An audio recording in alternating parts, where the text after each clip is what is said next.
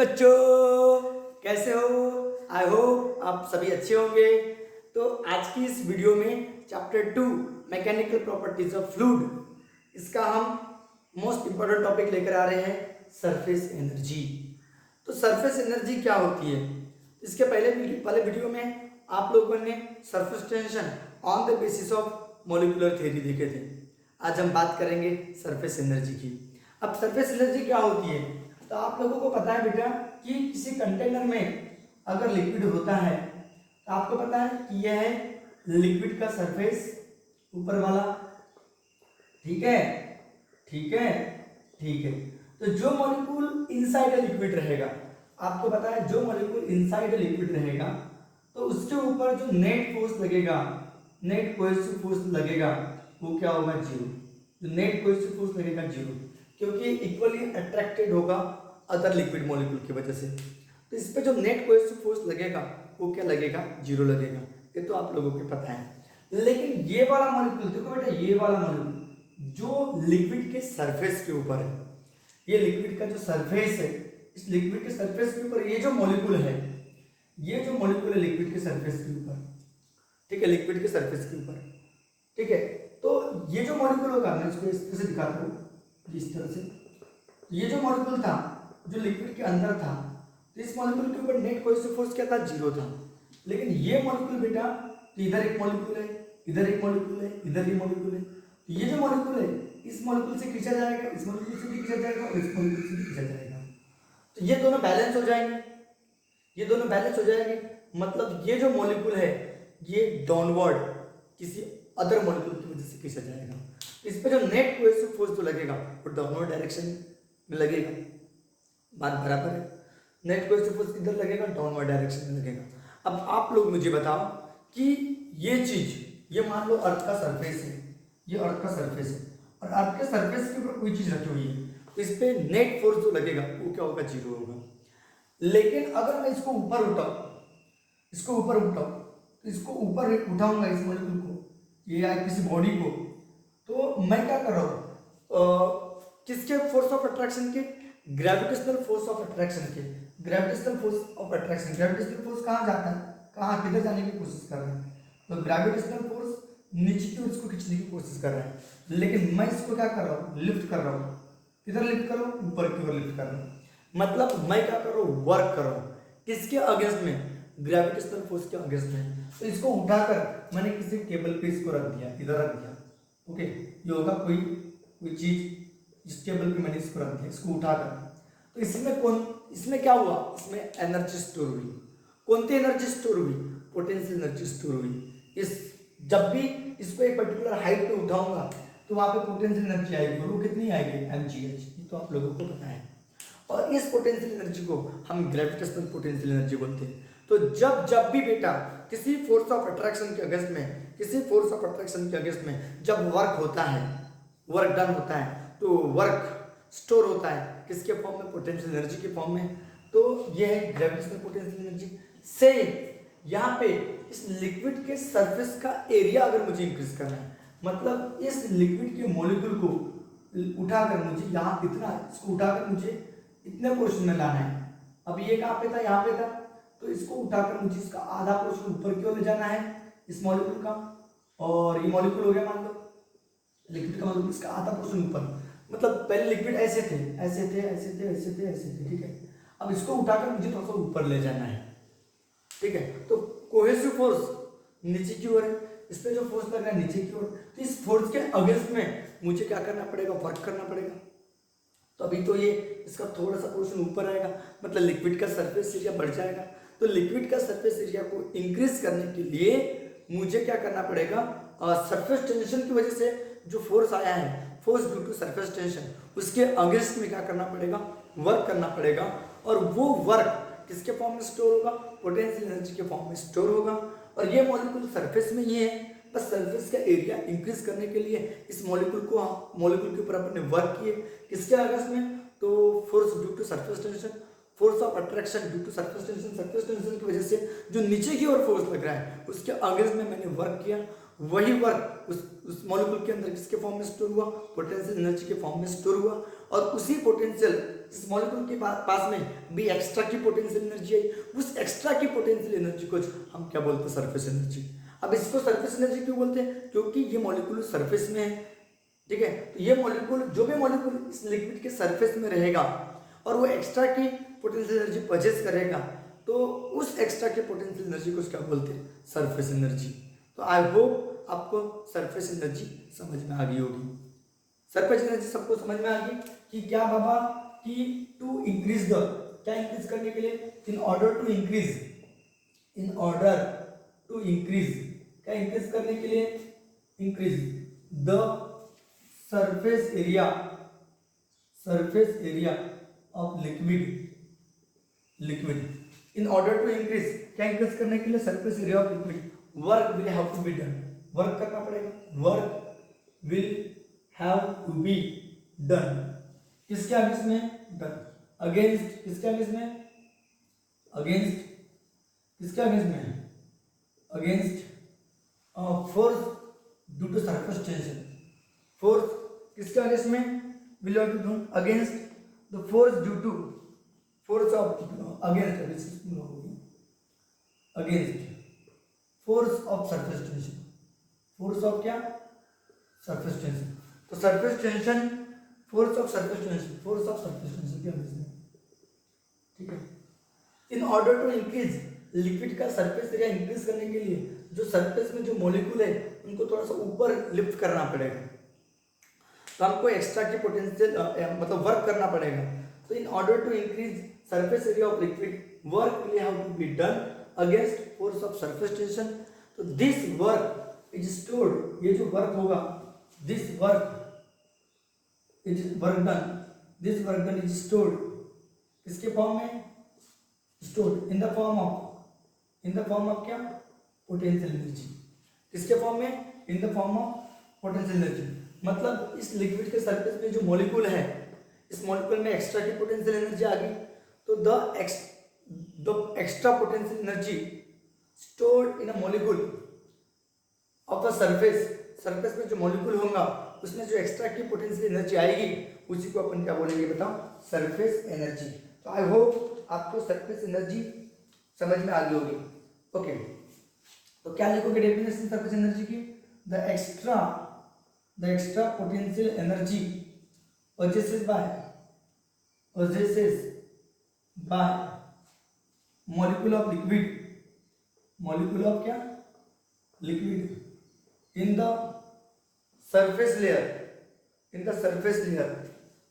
कहाँ पे, surface layer, ये सरफेस की लेयर है, in the surface layer, the extra potential energy possessed by molecule of liquid in the surface layer, उसी को क्या बोलते हैं, इज कॉल्ड सरफेस एनर्जी। तो आई होप आपको समझ में आई होगी। तो सरफेस एनर्जी यानी एक्स्ट्रा क्या, पोटेंशियल एनर्जी, ठीक है, एक्स्ट्रा पोटेंशियल एनर्जी। अब बताओ, आप लोगों को पता है, अगर मुझे इसको पूरा ऊपर उठाना है, मतलब इसको यहां से पूरा निकाल ही लेना है, तो जब लिक्विड मॉलिक्यूल लिक्विड के सरफेस से जब बाहर निकल जाता है, इस प्रोसेस को अपन क्या बोलते हैं, इवेपोरेशन। आपको पता होगा, इवेपोरेशन बोलते हैं, बात बराबर है, इवेपोरेशन। तो अब बताओ, इसको, इस मॉलिक्यूल को हमको एनर्जी देना पड़ेगा ताकि ये लिक्विड के सरफेस से निकल जाए। तो उसके लिए हमको क्या देनी पड़ेगी, थर्मल एनर्जी देनी पड़ेगी। जब हीट देंगे तो आपको पता है, इनसाइड के जो लिक्विड मॉलिक्यूल है वो सरफेस के ऊपर आएंगे, और ज़्यादा हीट देंगे तो वो जो सरफेस के ऊपर जो मॉलिक्यूल आए हैं वो पूरे बाहर निकल जाएंगे। तो कितनी जूल एनर्जी देनी पड़ती है, आपको पता है, 100। मान लो 100 देंगे तो ये क्या हो जाएगा, इवेपोरेट हो जाएगा, मतलब ये लिक्विड मॉलिक्यूल सरफेस के ऊपर बाहर निकल जाएगा, मतलब वेपोराइज हो जाएगा। तो बताओ, उसको लिक्विड सरफेस के अंदर रखना है, सरफेस के अंदर आधा इधर रहना चाहिए। उसके लिए मुझे क्या करना चाहिए, 50 जूल एनर्जी देना पड़ेगा। 100 इस पर पूरा बाहर निकल जाता है, 50 इसमें वो वहां रहेगा, सरफेस के ऊपर रहेगा। तो आज के बाद याद रखना कि evaporation energy half of surface energy. Evaporation की जो एनर्जी होती है वो सरफेस एनर्जी की क्या होती है, आधी होती है। अगर इवेपोरेशन करने के लिए मतलब लिक्विड के सरफेस में से लिक्विड के मॉलिक्यूल को बाहर निकालने के लिए मतलब वेपोराइज करने के लिए जो एनर्जी लगती है वो कितनी लगती है 100 जूल। तो उसको लिक्विड के सरफेस में लाने के लिए मतलब सरफेस एरिया जस्ट इंक्रीज करने के लिए जो एनर्जी लगेगी वो 50 जूल।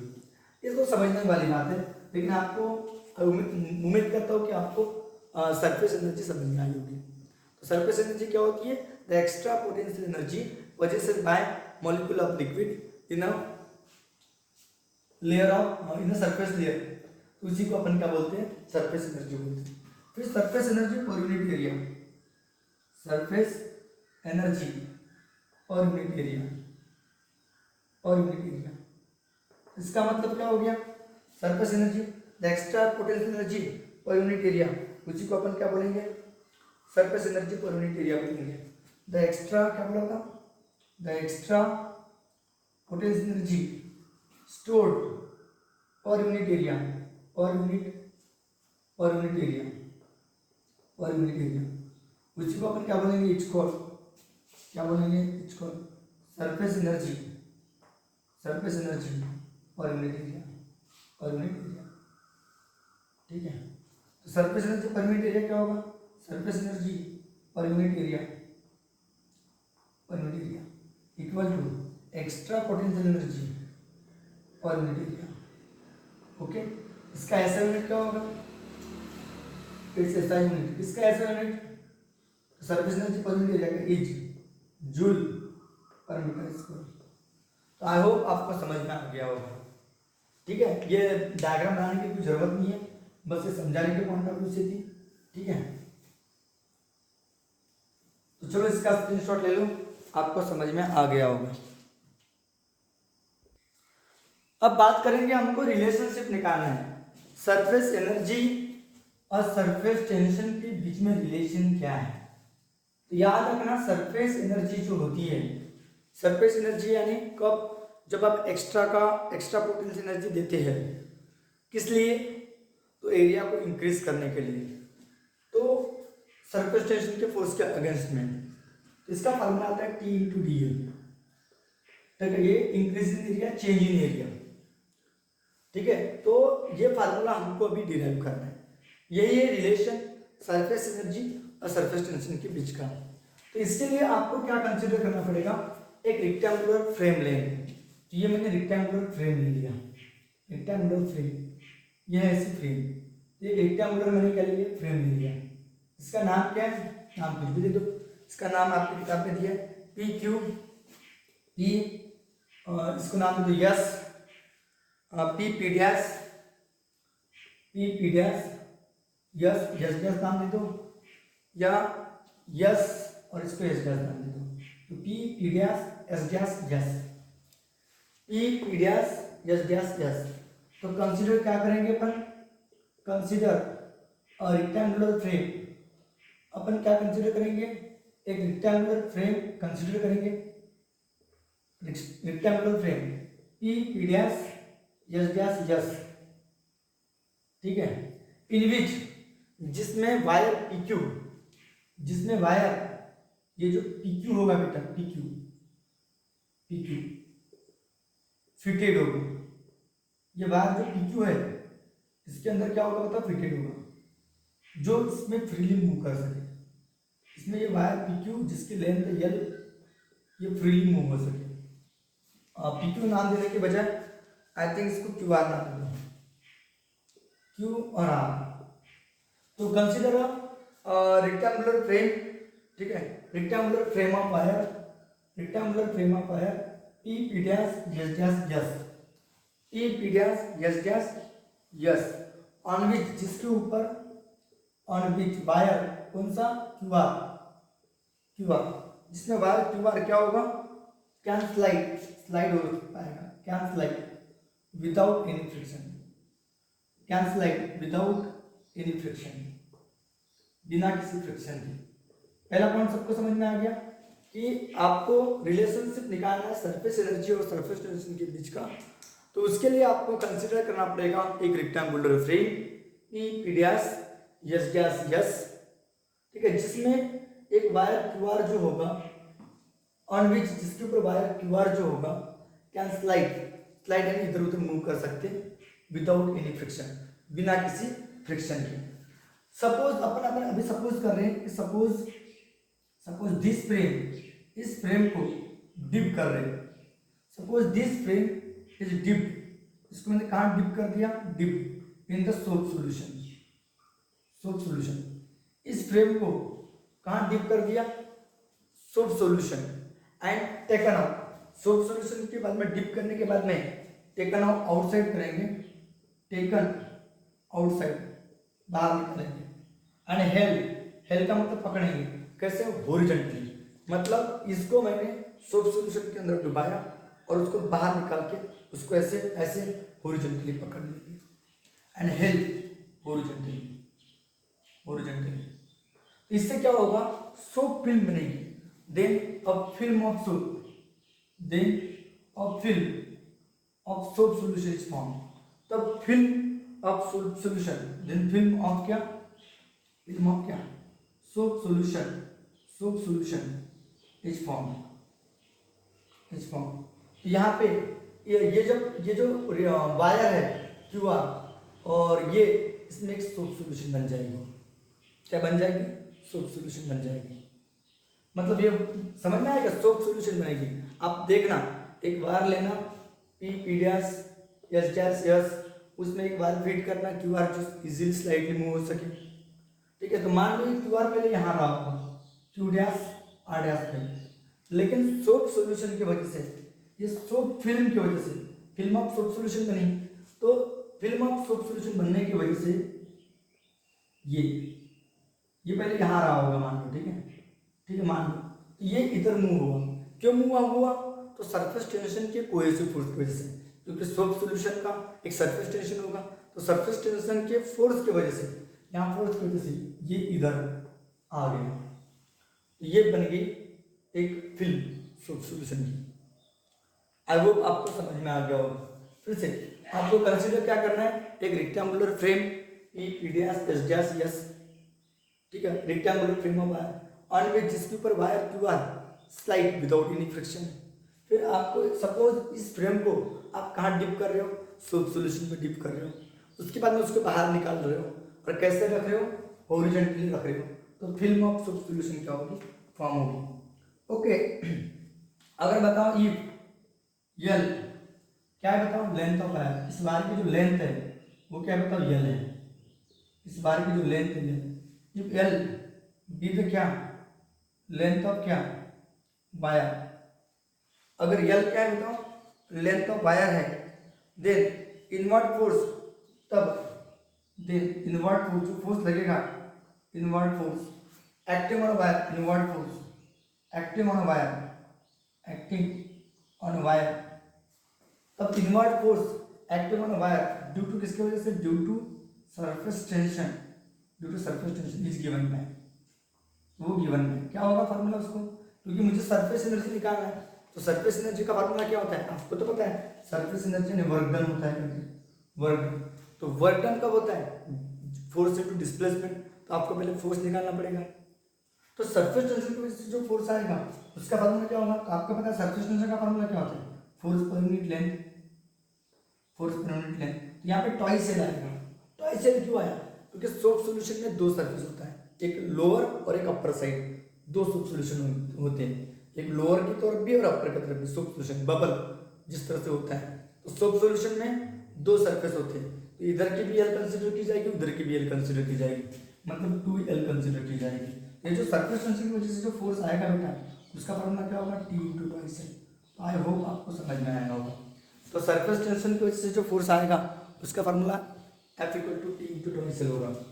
तो टॉइस एल क्यों आया, क्योंकि सोप सॉल्यूशन है 2, ओके, सिंस ये ओके, टॉइस एल क्यों आया, twice L indicate that soap film has two surface, दो सरफेस होते हैं, ओके। तो एक बात बताओ, L is the length of wire, तब इनवर्ट फोर्स, इस इनवर्ट फोर्स की वजह से इस सोप फिल्म का एरिया जो होगा ये मिनिमाइज होगा। अब मुझे इसका एरिया इंक्रीज करना है, इसका एरिया क्या करना है, इंक्रीज करना है, इसका एरिया क्या करना है, इंक्रीज करना है सोप फिल्म का। तो मुझे एक्सटर्नल फोर्स लगाना पड़ेगा जो इसके इक्वल हो बट अपोजिट डायरेक्शन में हो, तो मैं इसके इक्वल एंड अपोजिट डायरेक्शन में फोर्स लगाऊंगा F डैश। तो टू इंक्रीज द एरिया, क्या इंक्रीज करने के लिए, to increase the area of film of soap solution, या सोप फिल्म लिखो, to increase the area of soap film, ठीक है, सोप फिल्म। और the force F dash, then to increase the surface area लिखता हूँ, to increase the surface area of क्या, soap film का, ठीक है, the equal and opposite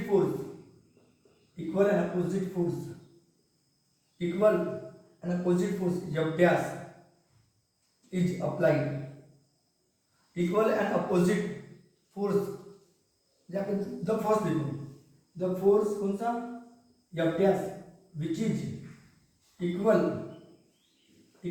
in magnitude but in opposite direction, but in कैसे direction में, opposite direction of force due to surface tension, force due to क्या, surface tension, या मतलब surface tension के फोर्स के अपोजिट डायरेक्शन में, equal magnitude में और अपोजिट डायरेक्शन में हमको एक्सटर्नल फोर्स लगाना पड़ेगा F डैश। तो F डैश किसके बराबर रहेगा, तो F डैश भी F के बराबर रहेगा, मतलब T इंटू टॉइस भी होगा। आई होप आपको समझ में आया होगा। तो वर्क डन होगा, वर्क क्या होगा, डन होगा। जब एक्सटर्नल फोर्स लगाऊंगा तो ये वायर डिस्प्लेस होगा, कितने दूरी तक, तो ये x दूरी तक डिस्प्लेस होगा, ये यहाँ से लेकर यहाँ तक जाएगा तो वो डिस्प्लेसमेंट करेगा dx, इसको dx नाम देते हैं, dx, ठीक है। तो वर्क का फॉर्मूला क्या होगा, the work done due to this force, यहाँ लिखो के कहाँ लिखो, नगण्य। चलो पहले इतना स्क्रीनशॉट ले लो, आई होप आपको समझ में आ गया होगा।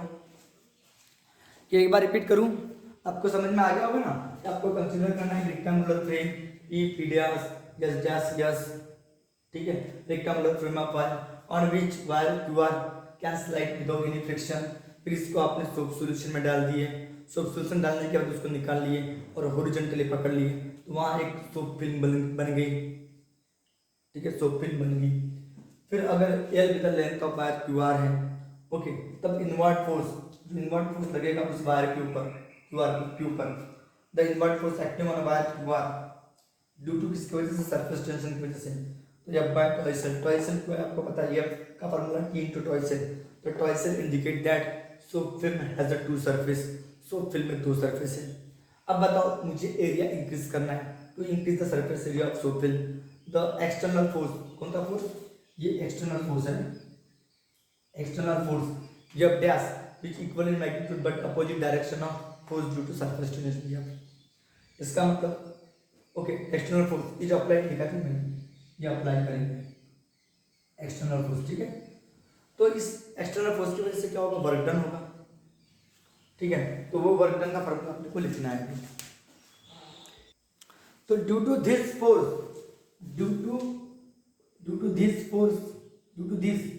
External force,